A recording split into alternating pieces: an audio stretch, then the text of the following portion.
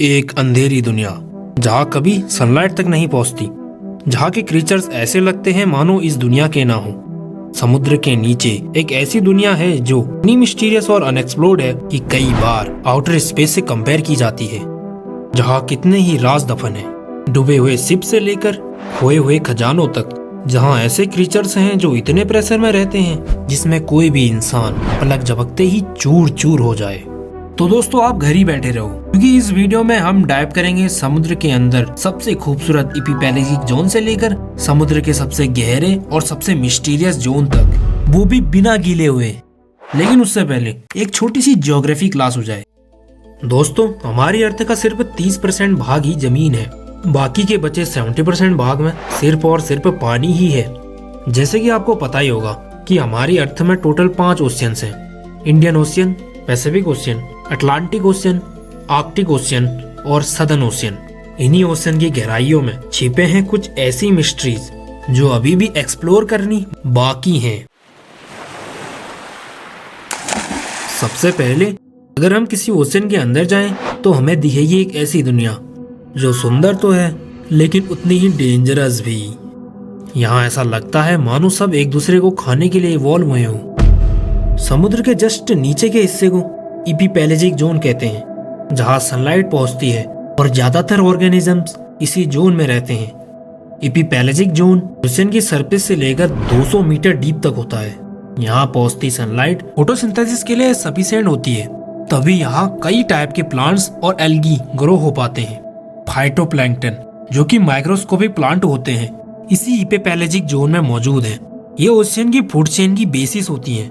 इन पौधों को हमने थैंक्स बोलना चाहिए, क्योंकि हमारी अर्थ की 50 से 70% ऑक्सीजन सिर्फ इन्हीं की देन है। अगर सारे के सारे जमीन के प्लांट्स की ऑक्सीजन कंबाइन कर दें, फिर भी इन प्लांट्स का ऑक्सीजन का कंट्रीब्यूशन उनसे ज्यादा होगा। ओशियन के नीचे और भी कई तरीके के पौधे होते हैं जो कि काफी इंपॉर्टेंट है हमारे एनवायरनमेंट के लिए, जैसे कि कैल्प, सी ग्रासेस और एल्गाई। इसी जोन में आपको एक खूबसूरत कोरल रीफ भी दिखेगी। इपीपेलेजिक जोन में ही कई सारे मरीन ऑर्गेनिजम्स हैं। अगर हम समुद्री जानवरों की बात करें तो यहाँ हमें जूप्लैंक्टन जैसे कि कॉर्पोड्स, क्रिल और जेलीफिश मिलते हैं, जो प्लांट्स खाकर सरवाइव करते हैं। जेलीफिश की बॉडी 95% पानी से ही बनी होती है। और दोस्तों आपको ये जान के हैरानी होगी कि जेलीफिश का कोई दिल और कोई दिमाग भी नहीं होता। ये टोटली अपने नर्व नेट पे ही फंक्शन करती हैं। ऐसा माना जाता है कि जेलीफिश 500 मिलियन सालों से अर्थ में मौजूद है, यानी कि ये डायनासोर्स से भी ज्यादा पुराने क्रीचर्स हैं। और तो और एक जेलीफिश की स्पीसी जिसको ट्यूरिटॉप्सिस डोहर्नी नाम दिया गया है, अमर मानी जाती है, क्योंकि जब इनकी बॉडी ओल्ड हो जाती है तो ये फिर से अपनी बॉडी को यंगर स्टेट में कन्वर्ट कर लेते हैं, जिसे ट्रांसडिफरेंशिएशन कहते हैं। मतलब ये कभी मरती नहीं है। उसके बाद अगर हम मछलियों की बात करें तो हमें छोटी फिशेस जैसे कि सार्डिन्स, एनकोइब्स, मैक्रेल और भी कई सारी अलग अलग टाइप की फिशेस दिखेंगी। और बड़ी और खतरनाक मछलियां जैसे कि टूना, मार्लिन और ये स्वॉर्डफिश और सबसे ज्यादा फेमस शार्क दिखाई देंगे, जिसकी बाइट इतनी खतरनाक होती है कि किसी के भी चिथड़े कर दे। दोस्तों अभी तक शार्क की 500 से भी ज्यादा स्पीसीज मिल चुकी हैं। एक छोटी सी ड्वार्फ लैंटर्न शार्क से लेकर 40 से 50 फीट लंबी व्हेल शार्क तक। दोस्तों शार्क की स्मेल भी बहुत तेज होती है। ये सिर्फ एक बूंद खून पूरे 100 लीटर पानी में आराम से डिटेक्ट कर सकती हैं। और तो और ये समुद्र में 80 किलोमीटर पर आवर की स्पीड से भी ज्यादा तेजी से आपका पीछा कर सकती हैं। तो थोड़ा दूर रहना ही सही है। हमें और वहाँ मैमल्स भी दिखाई देंगे। हाँ दोस्तों आपने सही सुना, समुद्र के नीचे आपको मैमल्स भी मिलेंगे, जिनमें व्हेल्स और डॉल्फिन की स्पीसीज आती हैं। व्हेल्स और डॉल्फिन भी अपने बच्चों को वैसे ही दूध पिलाते हैं जैसे कि जमीन के मैमल्स। अगर हम पहले व्हेल्स की बात करें तो व्हेल्स दुनिया के सबसे बड़े जानवर होते हैं। ब्लू व्हेल जो कि 100 फीट से भी ज्यादा बड़ी और 200 टन से भी ज्यादा भारी हो सकती है। व्हेल्स अपनी इंटेलिजेंस और अपने कम्युनिकेशन के लिए भी जाने जाते हैं। हम्पबैक व्हेल एक कॉम्प्लेक्स सॉन्ग गाते हैं जो कि तकरीबन 30 मिनट तक चलता है। अगर इसके बाद हम डॉल्फिन्स की बात करें तो डॉल्फिन्स भी कुछ बेहद ही स्मार्ट क्रीचर्स में से एक हैं, जिनका सोशल स्ट्रक्चर काफी कॉम्प्लेक्स होता है और ये काफी प्लेफुल नेचर की भी होती हैं।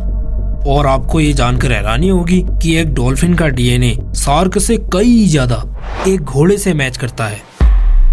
आपको और इपीपैलेजिक जोन में ये एलियन जैसे दिखने वाले केफेलोपॉड्स भी दिखाई देंगे, जिनमें कटल फिश, ऑक्टोपस और स्क्विड आते हैं। पहले मिस्टीरियस 8 पैर वाले ऑक्टोपस की बात करते हैं। ऑक्टोपस कुछ बेहद ही इंटेलिजेंट क्रीचर्स में से एक होते हैं, जो अपनी कॉम्प्लेक्स पजल सॉल्विंग, अपनी लर्निंग और अपनी मेमोरी के लिए जाने जाते हैं। ये अपना कलर अपनी सराउंडिंग के हिसाब से चेंज कर लेते हैं और खतरा महसूस होने में ये एक इंक जैसी सब्सटेंस रिलीज कर देते हैं, जिससे कोई भी प्रेडेटर कंफ्यूज हो जाता है। ऑक्टोपस के बारे में 2 वियर्ड फैक्ट्स और हैं। पहला कि इनका नीला खून होता है और दूसरा कि इनके 3 दिल होते हैं। दूसरे हैं ये स्क्विड्स, जो बहुत ज्यादा इंटेलिजेंट और रोचक जानवर होते हैं। ये मेनली फिश और इन्वर्टिब्रेट्स खाते हैं।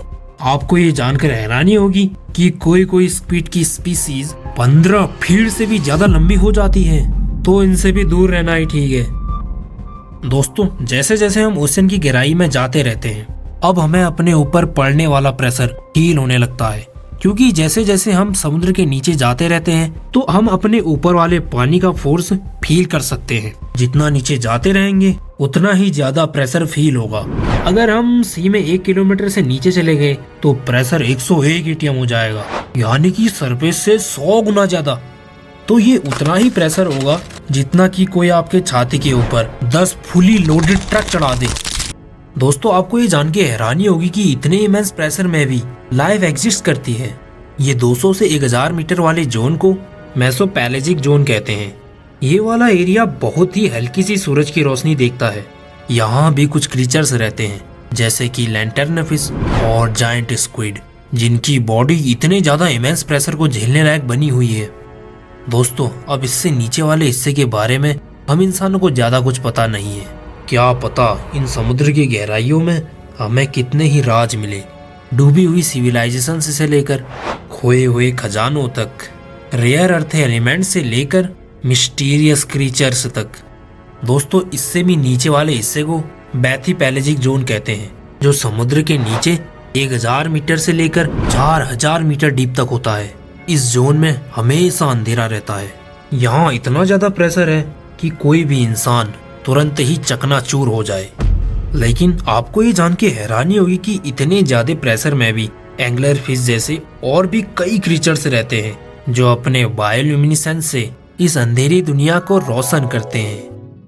दोस्तों, अब तक की मिली हुई सबसे गहरी जगह है मारियाना ट्रेंच, जो कि समुद्र में तकरीबन 11000 मीटर गहरी है। वहाँ भी इंसान सबमरीन की हेल्प से पहुंच चुका है। लेकिन ओशन कितने ही ज्यादा विशाल है, कितने ही ज्यादा फैले हुए हैं, और यहाँ अभी भी कितनी जगहें एक्सप्लोर करनी बाकी हैं।